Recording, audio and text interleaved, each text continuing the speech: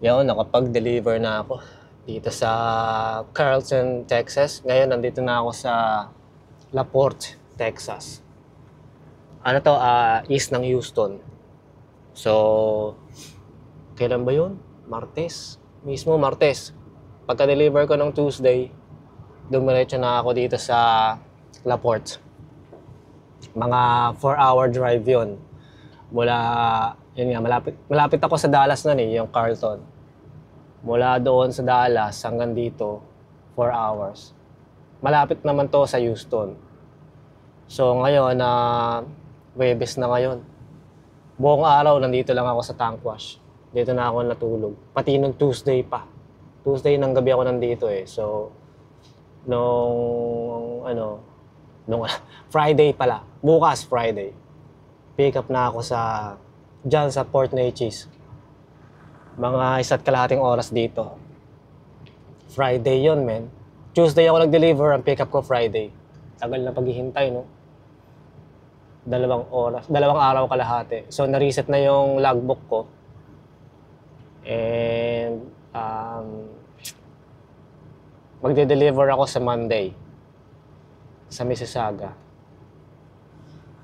Ayos naman, pero ngayon, pupunta na ako ng Loves kasi nga, Tuesday pa ako huling nakaligo. Liligo ako sa Loves. Merong Loves dito, mga 2 miles lang yung layo. Mga 3 kilometro. Kaya punta muna ako doon, maliligo. Meron din doon Chester's. Bibili na ako ng fried chicken, man. So, ang init dito sobra ngayon. Mga 27 degrees Celsius. Pero hindi naman ako nag-AC kahapon, buong araw. Dahil masarap naman yung simoy ng hangin. Hindi ganun kainit. So, ang ginawa ko lang, nakabukas lang yung mga bintana. Pumapasok naman yung sariwang hangin, medyo malamig yung hangin. Kaya hindi ko naramdaman na 27 degrees. Pero kapag nakasarado yung bintana mo, ganitong bukas lang, init, men. Medyo mahangin yung yung dito sa La Porte. Kaya pumapasok yung hangin sa truck. Ayos naman. Pero ngayon naka-AC na ako kasi nga kukonect ako na yung trailer. Pupunta ako ng Loves and pupunta ako sa rest area malapit sa pick up para bukas makapag-drive ako ng mahaba pag nakapag-load na. Connect ako na yung trailer, man. Yun lang, napakataas ng ating trailer, man. Paano naman ako magko-connecta nito? Oh, sobrang taas. So, madali lang yan. Ibababa lang natin yung legs ng konti. Grabe. Tinataas sila tong trailer para lahat ng tubig, pag hinuhugasan nila, mapupunta sa likod para ma-drain yung tubig. Okay lang. Baba lang natin yung legs. So, ibababa ko lang tong legs sa high gear.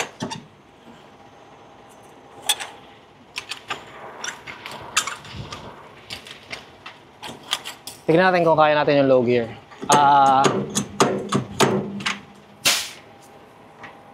Mabigat.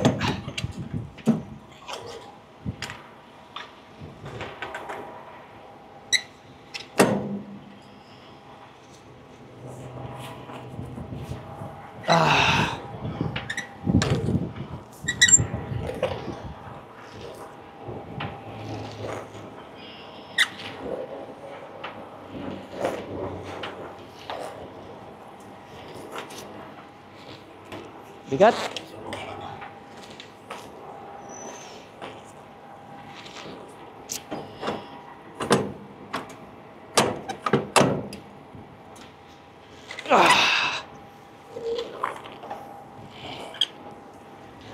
Bigat. Pwede na yan, men. Atrasan na natin to.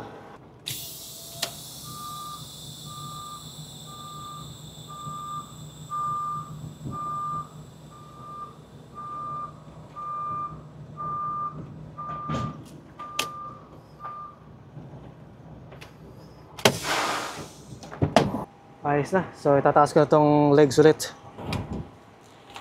Sep, hindi ko pagamit yung gloves na binigay mo sa akin. Kasi ayoko madamihan eh.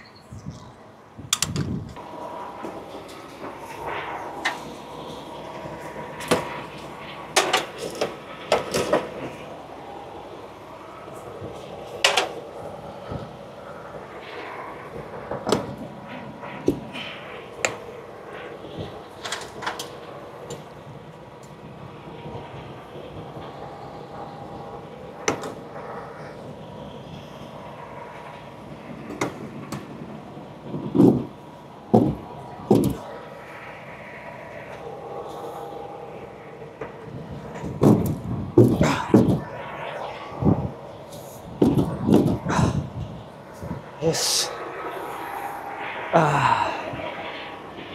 So, ayos na tayo dyan sa mga linya. Nakataas na ang ating legs. Nakalak na yung ating fifth wheel. Sarado na natin itong mga valve natin sa likod. Sarado natin ang ating external valve.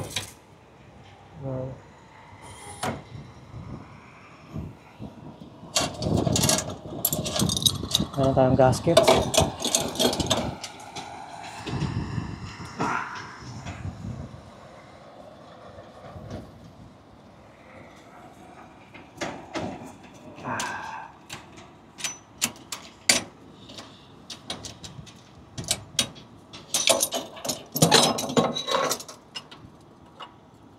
May gasket tayo dito. Dito naman, ang tinitingnan natin ditong gasket ay itong nandito sa kulay puting bilog na to, tsaka yung puting bilog na to. Iyon na, nalaglag na. Landya.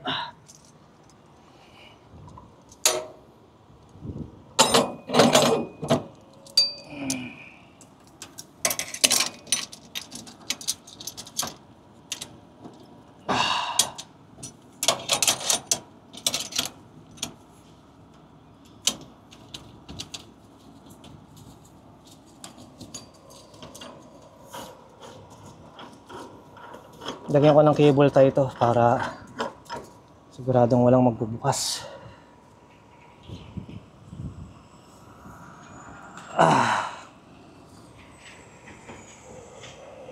Ayos na yan. Kuha ko ng cable tie. Siyempre kailangan nating check yung mga hangin ng gulong natin.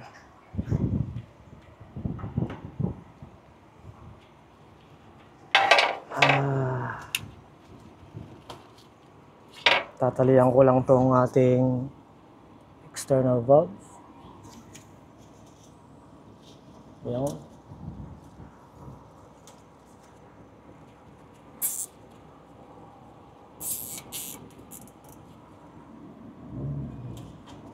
Sarado natin tong vapor recovery na to.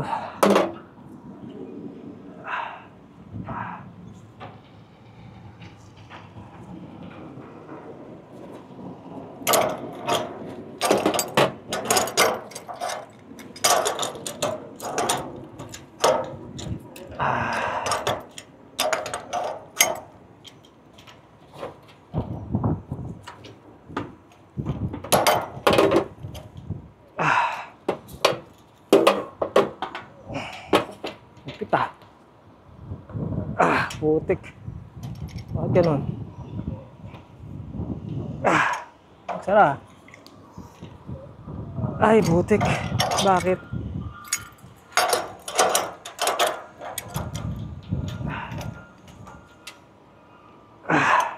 Ang sara na to.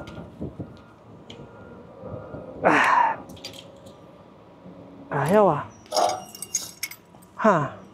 Interesting.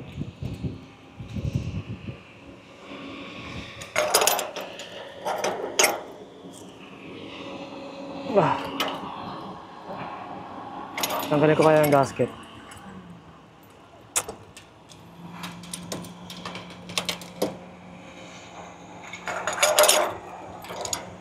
Hindi pwede. Maluwag masyado. Bakit ayaw sira nito? Dali nga. Kumuha na ako ng kakampi. Pang malakas ang gloves. Grabe naman to. Tignan nga natin lakas mo. Ah! Yeah, man! Ay, butik yung isa naman. Buksan natin ng konti. Sakit sa kamay. Wala, hindi kaya eh.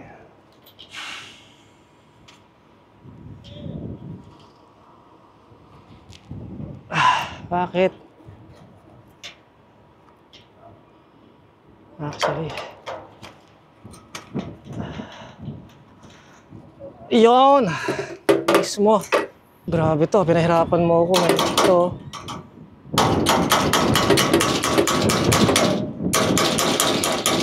Masyadong mahigpit. Pero ayos na. Ayos na.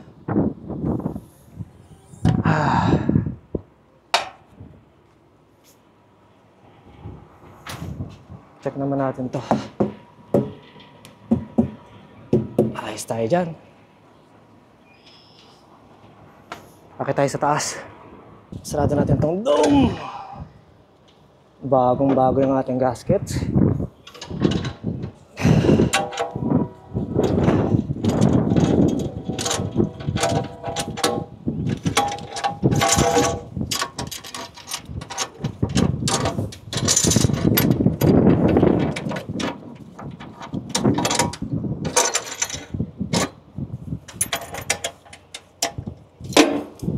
Aray ko.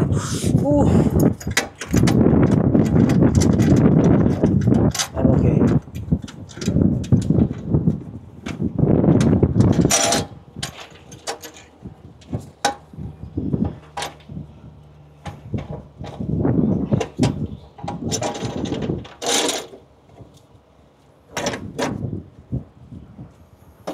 Ayos na.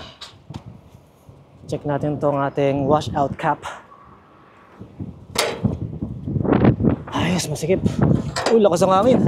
Baka hanginin tayo dito. Dahan-dahan lang, abe. Ayos lang. May mga kalat pa dito.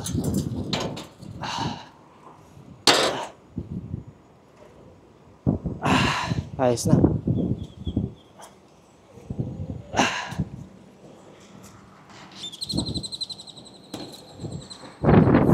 Pwede na bumaba, men. Dapat dahan-dahan lang pag bumababa dito. Ay! Tsaka dapat naka-safety boots. Hindi pwedeng naka-sinelas. Huwag niyo akong gagayahin. Huwag niyo akong gagayahin. Dapat naka-safety boots tayo pag nasa taas ng trailer, no? Mabilis lang na double check bago tayo lalarga.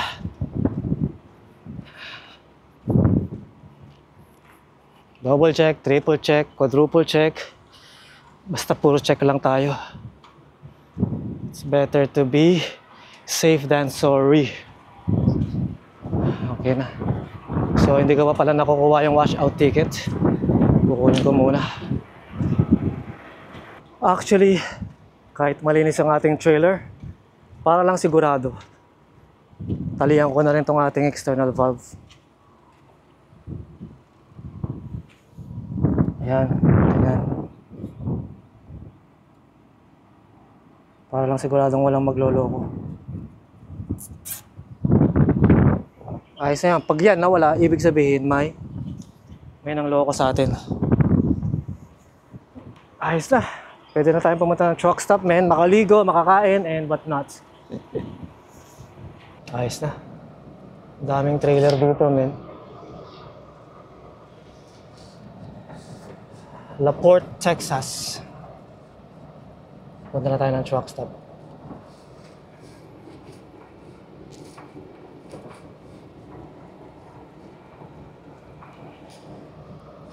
Mayroong sariling shop yung company dito eh.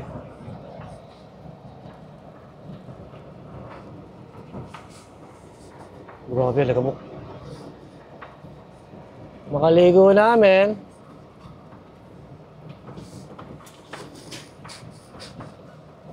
$10 minutes din pala yung loves. Lapit lang. Aray ko.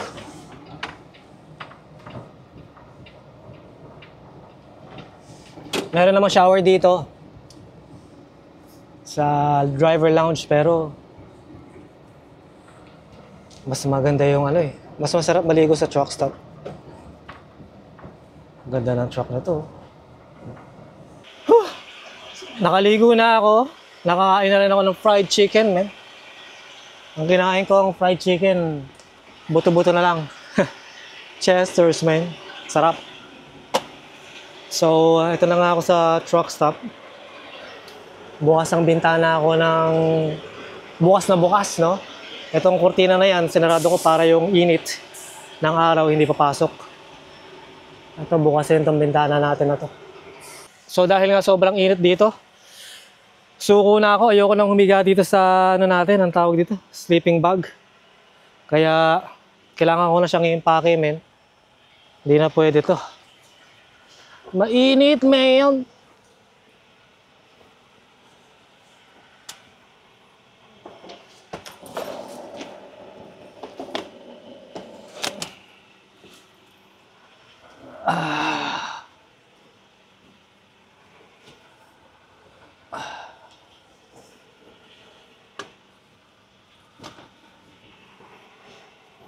Lalabang ko to para sa winter na darating. Ngayong winter na taon na to, 2025, no? Ready na ulit gamitin. Kaso lang, wala akong bedsheet.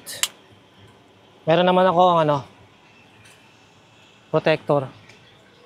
Ang tawag dyan yung bed protector. Tama ba?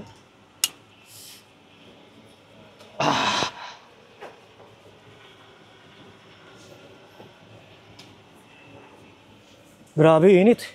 Woo! Woo!